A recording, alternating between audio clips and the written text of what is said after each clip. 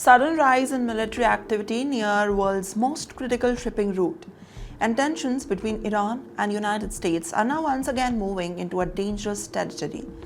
What is really happening in the Strait of Hormuz right now? Well, according to the two US officials, Iran carried out something that Washington describes as potentially threatening military moments ahead of the recent American strikes in southern Iran.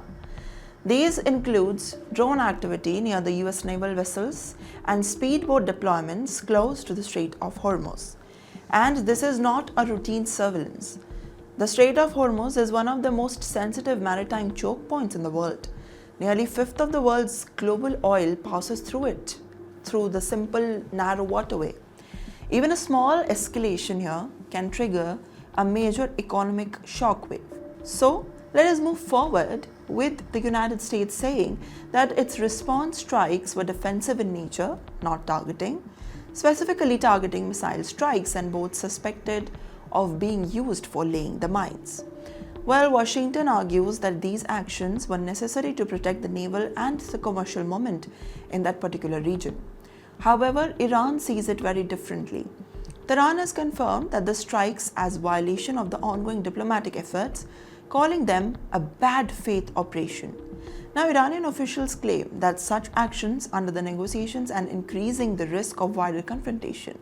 And yet, both sides are now locked into a familiar pattern: action, then response, and escalation.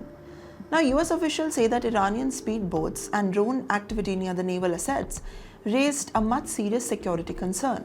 Military analysts suggest that these movements may be part of a pressure tactic in the region that is already on the edge. But there's more to it. Situation becomes even more fragile. The Strait of Hormuz is not just a regional flashpoint anymore. It is a global energy lifeline. Any disruption here does not stay local. It spreads instantly to the global markets, shipping routes, and insurance costs. And that changes everything.